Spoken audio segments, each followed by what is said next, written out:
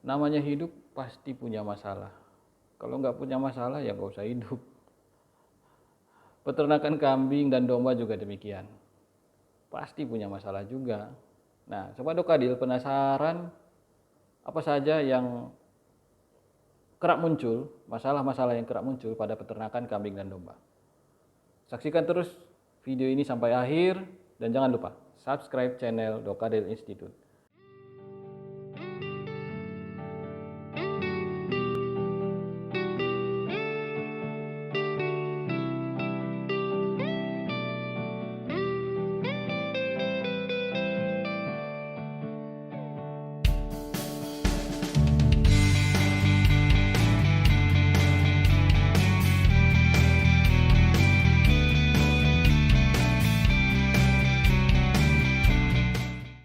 Assalamualaikum warahmatullahi wabarakatuh.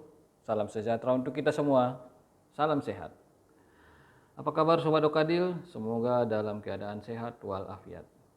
Alhamdulillahirabbil alamin. Kita berjumpa lagi di channel YouTube Dokadil Institute. Channel yang membuat Anda lebih paham beternak. Allahumma sholli ala Sayyidina Muhammad wa ala ali Sayyidina Muhammad. Salawat beriring salam kepada baginda Rasulullah Sallallahu Alaihi Wasallam yang selalu dan selalu kita harapkan syafaatnya sampai akhir kelak nanti. Nah, masalah pada peternakan kambing dan domba. Nah, ada 4 masalah yang menurut saya yang paling sering muncul dalam bidang usaha peternakan kambing dan domba. Yang pertama adalah stigma negatif masyarakat terhadap kambing. Tidak sedikit masyarakat yang masih berpandangan atau berstigma negatif pada kambing. Misalnya kambing itu perusak lingkungan. Itu lingkungan yang maksudnya di sini dia merusak kebun-kebun orang. Padahal dengan cara beternak yang benar, cara mengelola peternakan yang benar, peternakan kambing ini bukan merusak lingkungan, malah sebenarnya memperbaiki lingkungan, apalagi dengan kotorannya bisa dijadikan sebagai pupuk kompos. Kemudian stigma negatif yang selanjutnya adalah daging kambing itu menyebabkan hipertensi. Nah, beberapa waktu yang lalu kita membahas dan sudah mengetahui bahwa betul daging itu menyebabkan hipertensi atau darah tinggi. Cuman itu kalau dikonsumsi secara berlebihan, apalagi kalau daging tersebut dikonsumsi dengan bumbu-bumbu yang bumbu masakan ya, yang bisa sangat bisa memicu hipertensi juga, bukan hanya daging kambing itu sebenarnya Sobat Dokadil. Nah, stigma negatif ini nyatanya mempengaruhi minat masyarakat. Permintaan terhadap daging kambing menjadi menurun. Nah, permintaan menurun ini ya sedikit banyaknya pasti ini yang harus dihadapi oleh peternak. Nah, solusinya adalah kalau bahasa pemerintahannya ini solusinya adalah KIE, komunikasi, informasi, dan edukasi. Maksudnya di sini solusinya adalah kita selalu semangat untuk menginformasikan kepada masyarakat bagaimana sebenarnya kambing ataupun daging kambing ataupun susu kambing ini. Jangan lelah, selalu semangat untuk memberikan informasi-informasi yang benar terkait kambing kepada masyarakat. Kemudian masalah yang kerap muncul yang kedua adalah bibit yang berkualitas ini sangat terbatas. Nah,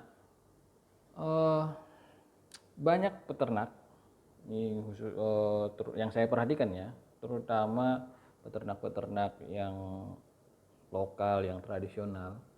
Banyak kawan-kawan peternak yang masih mempraktekkan metode perkawinan inbreeding.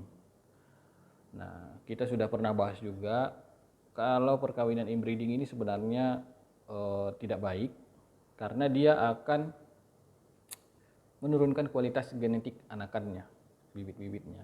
Nah, adapun bibit dengan kualitas genetik yang baik yang ada sekarang ini cukup mahal.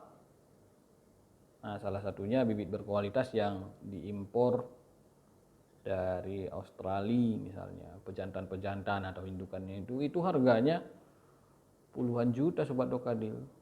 Kita nggak usah sebut angka lah, berkisar antara 30, di atas 30 lah. Baik itu kambing ataupun domba. Kambing sanen, kambing bor, domba dorper, domba awasi. Jadi bibit yang berkualitas ini cukup mahal dan agak susah diakses oleh peternak lokal. Sementara peternak lokal, kalau kita berani survei, peternak lokal yang tradisional ini jumlahnya lebih banyak daripada peternak-peternak yang wow. Kemudian bibit-bibit lokal yang, maksudnya bibit-bibit berkualitas yang dikembangkan di Indonesia, bukan yang diimpor, ini harganya juga tidak jauh beda Sobat Dokadil. Memang sih ada setengah dari 30 juta itu, cuman saya rasa peternak tradisional juga masih agak sulit untuk mengakses bibit berkualitas seperti ini. Jadi kita sangat mendukung, apalagi mendukung pemerintah ini dalam hal menyediakan ataupun menyiapkan bibit-bibit yang berkualitas bagi masyarakat. Kemarin saya sudah menyaksikan langsung pemerintah ini melalui Kementerian Pertanian, melalui UPT yang ada di Sumatera Utara, itu memberikan bantuan kepada peternak-peternak, kepada masyarakat, itu terkait bantuan penyediaan bibit-bibit kambing burka. Ini kambing pedaging asli Indonesia. Kemudian masalah yang selanjutnya adalah penyebaran bibit ini juga sangat terbatas. Ada kaitannya dengan yang saya sebutkan tadi. Bibit ini belum tersebar dengan baik. Bibit ini yang berkualitas baik ini hanya bisa diakses oleh orang-orang yang bermodal. Peternak kecil belum tentu, karena ya gimana ya, mereka harus berpikir beberapa kali untuk mendapatkan bibit-bibit berkualitas ini, sehingga penyebarannya juga terbatas. Akhirnya bibit-bibit berkualitas hanya hanya berada pada titik-titik tertentu, hanya berada pada orang-orang tertentu, tidak merata ke seluruh peternak yang ada di seluruh Indonesia.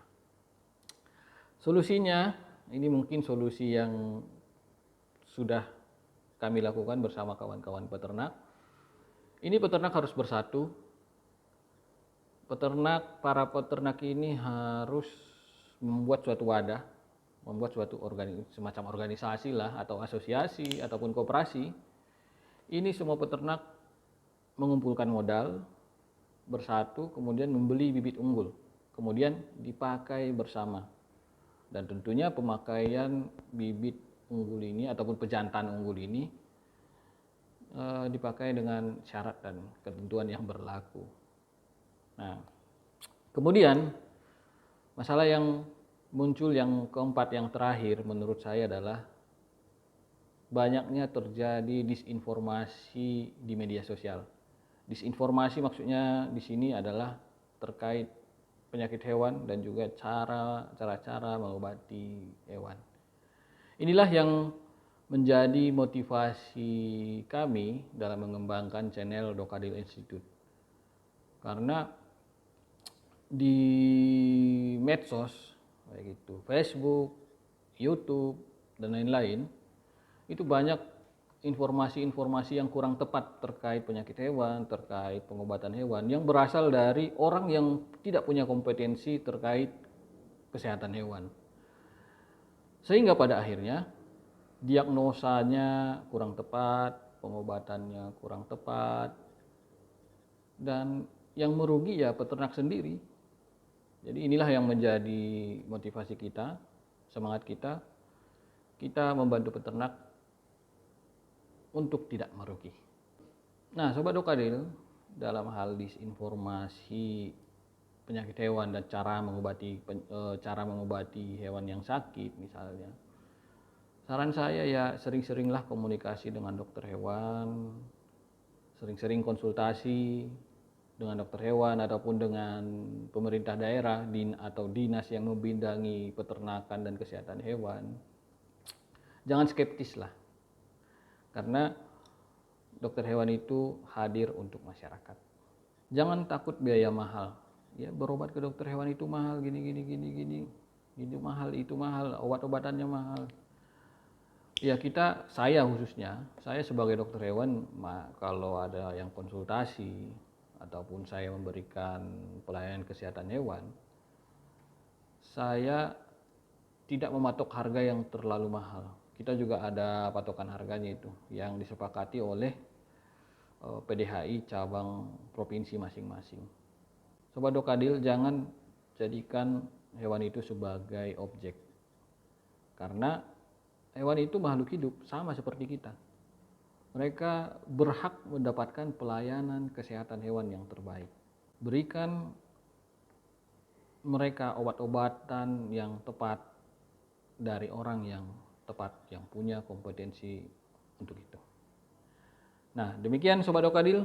Jika Sobat Dokadil suka video ini, silahkan tekan tombol like-nya. Jika Sobat Dokadil punya pertanyaan, silahkan ketik di kolom komentar.